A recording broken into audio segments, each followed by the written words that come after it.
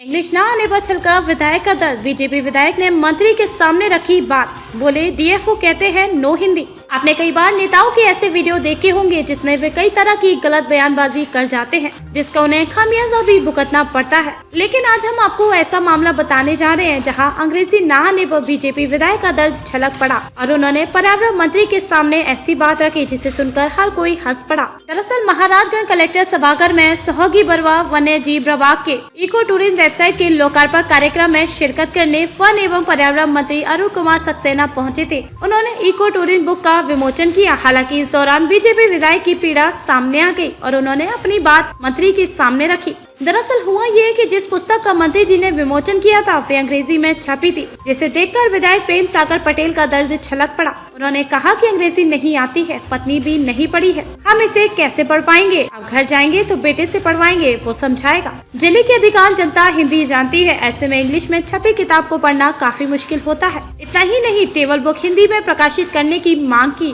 विधायक जी की बात सुनकर कोई स्तब्ध था तो कोई हंस रहा था, बहरहाल वे नहीं रुके। उन्होंने कहा कि डीएफओ पुष्प कुमार दक्षिण भारत के रहने वाले हैं, प्रसिद्ध तिरुपति बालाजी मंदिर में अकाउंटेंट रह चुके हैं। इनसे बात करने पर कहते हैं नो हिंदी। तो हम क्या करें, इंग्लिश हमें आती ही नहीं, हिंदी में ये बात नहीं करते। महाराजगंज की जनता अपनी भाषा में बात करती है, अकाउंटेंट रह चुके हैं, इनसे बात करने पर कहते हैं नो हिंदी। तो हम क्या करें, इंग्लिश हमें आती नहीं, हिंदी में ये बात नहीं करते। महाराजगंज की जनता अपनी भाषा में बात करती है। जिले को ऐसा डीएफओ चाहिए जो हिंदी समझ सके और आपस में सही संवाद कर सके। विधायक जी की इस बात सुनकर हर कोई हैरान हो गया। फिलहाल आपका विधायक जी के इस अवतार पर क्या कहना है, कमेंट करके जरूर बताएं। महाराजगंज से ओमकार शुक्ला की खास रिपोर्ट। हमारे डीएफओ साहब परमिशन नहीं देते हैं। एक इनको निर्देश दिया जाए कि जो सड़कें हैं अगर हम तारकोल न बना पाए तो सीसी करना। ऑलरेडी जिस सड़क नहीं बनने देते हैं, हमने 6 किलोमीटर सड़क को कटवा दिया। वो जंगल के रास्ते इतनी पतली है, बाहर 7 मीटर चौड़ा बनवा रहे हैं उसी गेट से, क्योंकि परमिशन नहीं मिला।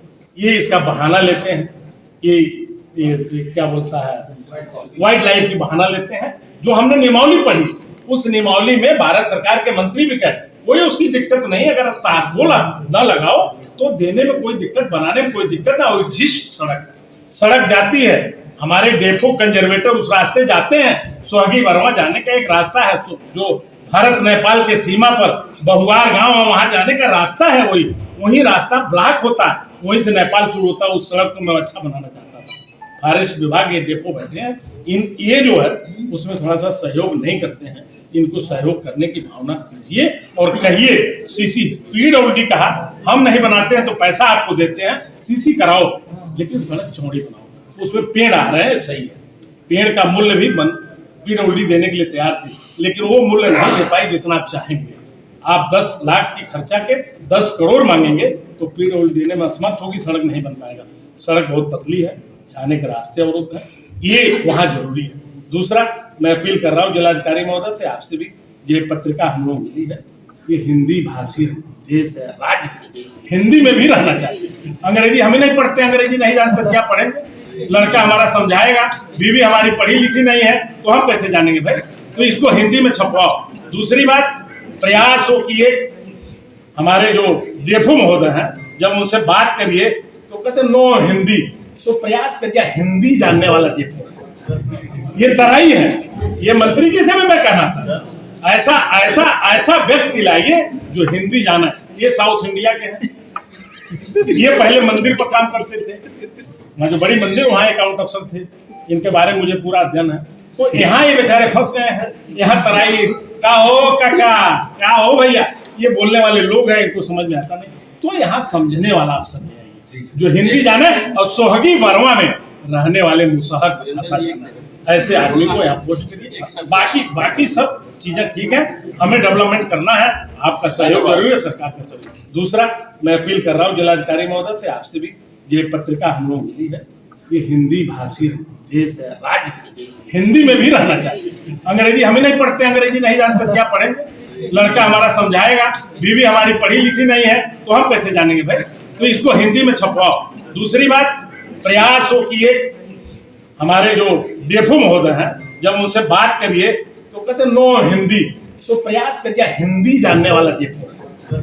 ये तराई है, ये मंत्री जी से भी मैं कहना था, ऐसा ऐसा ऐसा व्यक्ति लाइए जो हिंदी जाना है। ये साउथ इंडिया के हैं, ये पहले मंदिर पर काम करते थे, मैं जो बड़ी मंदिर वहाँ अकाउंट अफसर थे, इनके बारे में मुझे पूरा अध्ययन है।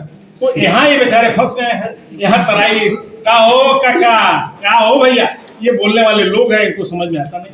तो यहाँ समझने वाला अफसर नहीं आइए जो हिंदी जाने और सोहगी वर्मा में रहने वाले मुसहक अच्छा जाने, ऐसे आदमी को यहाँ पोस्ट करिए। बाकी सब चीजें ठीक है, हमें डेवलपमेंट करना है, आपका सहयोग जरूरी है, सरकार का सहयोग। खबरों में अब तक लिए बस इतना ही। मिलते हैं फिर ऐसी ही खास खबर के साथ।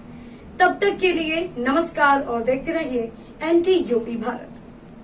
अगर आप हमारे वीडियो फेसबुक पर देख रहे हैं तो आप हमारे फेसबुक पेज को फॉलो करें, और अगर आप हमारी वीडियो यूट्यूब पर देख रहे हैं तो आप हमारे चैनल को सब्सक्राइब कीजिए और ऐसी ही वीडियोस को देखने के लिए बेल आइकन को प्रेस कीजिए। अपने जिले की खबरों को पाने के लिए हमारे चैनल को सब्सक्राइब कर बेल आइकन को प्रेस करें।